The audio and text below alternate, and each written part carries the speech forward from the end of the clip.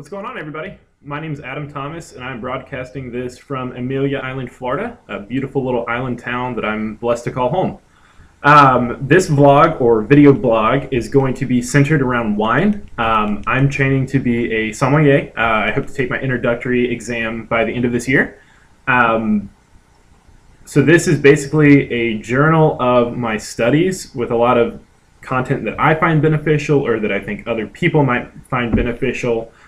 I pretty much eat, sleep, and breathe wine. It's been a passion of mine for a long time. I've been in the food service industry for about 7 years now. And quite honestly, when I was about 16 years old, I had a glass of, I think, Silver Oak Cabernet or maybe Cayman Special Select, something really high-end that I had no appreciation of at the time. And ever since then, wine's just been a hobby and then now a passion of mine.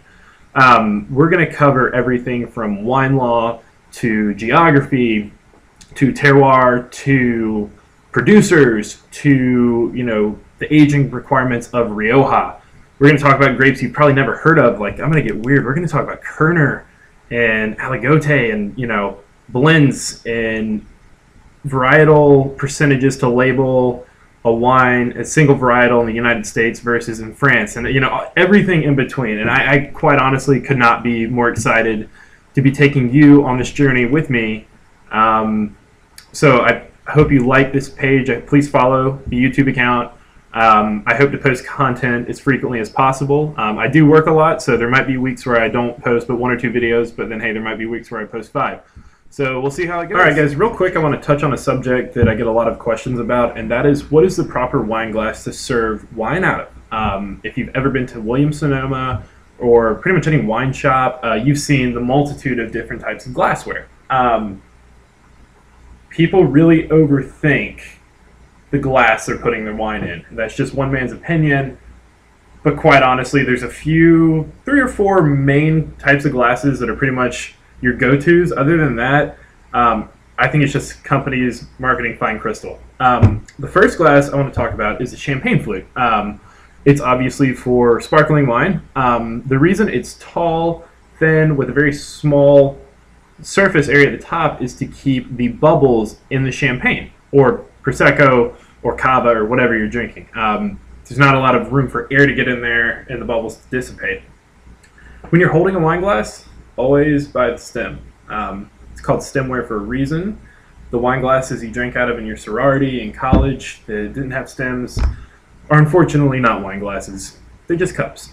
So moving forward to white wine glasses, this is considered like a universal Chardonnay, Pinot Grigio, Sauvignon Blanc, Grenache Veltliner, Riesling glass. I actually got this at a trade show that I went to last year.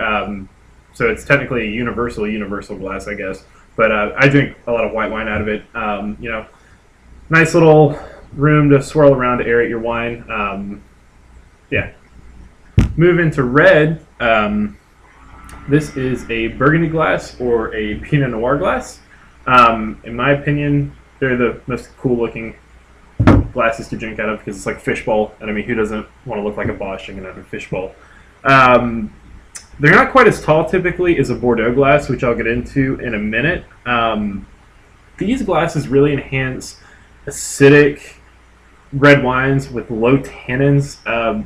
Reason being, when you're drinking out of it, the wine's going to just kind of hit your tongue. Kind of, in theory, highlighting the fruit and the natural acidity of the wine. But when you see the tasting portion of this video, which will follow this, you'll see that you swirl the wine in your mouth anyway. So the glass, like I said, I don't know if it plays a huge deal. And then this would be a Cabernet Sauvignon glass or a Bordeaux glass. Pretty much when it comes to red wines, anything big or heavy, this is your go-to. But quite honestly, for red wines, either of these 2 glasses are just fine. I drink white wine out of Bordeaux glasses also. All the wine critics out there can sue me.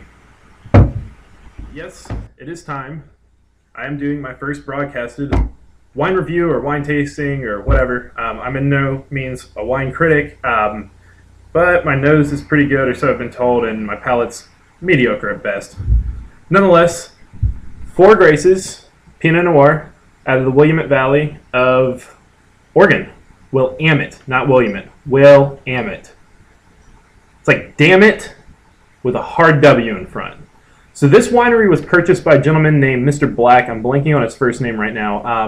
In the mid-1990s, and it was an existing winery, and he didn't know what to name it, but the story goes he had 4 beautiful daughters, and one day he was reflecting on how great his life was. I mean, hey, the dude's rich. He bought a winery. You don't get into the wine business without money.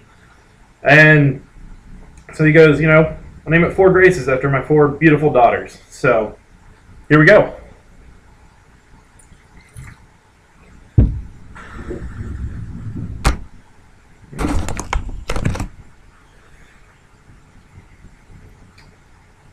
It's light. Oh yeah, this one's fruity on the nose. A lot of cherry, blackberries, vibrant. Some peppery, some kind of herb maybe, something earthy. Mushroom maybe. Not a lot of oak, not a lot of smoke.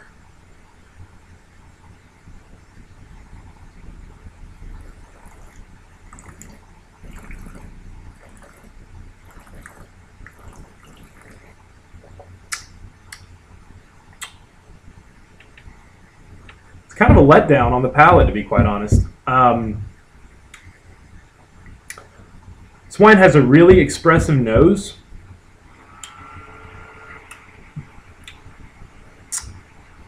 It's blackberry jam,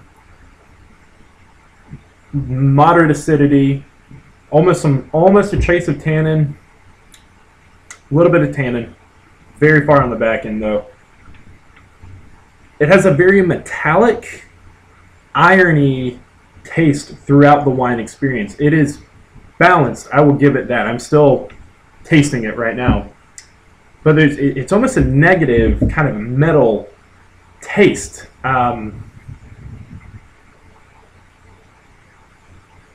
It's not bad, but for 25 bucks a bottle at retail, there's probably better wines.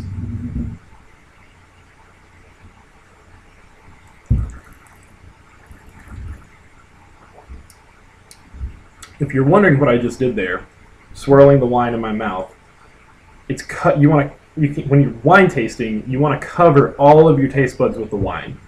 Also, I'm pumping oxygen through it to open it up as much as I can. It's the same reason that I swirled it in the glass like a real professional, like I know something about wine. I don't want to get into like a rating scale or anything. I feel like, because like I said, I'm not a critic. I'd buy it again. It's okay for weeknight wine. It's the kind of thing I'd probably buy if I saw it on sale somewhere. It's drinking fine right now, I think. I don't think I'd cellar it for too long. If I had to pair it with a song because of that almost bloody, metallic aftertaste, I'd pair it with a song probably by Ozzy Osbourne. I don't know much about Ozzy Osbourne. I just know he bites the head off with bats. So, anyway, cheers, guys. Until next time.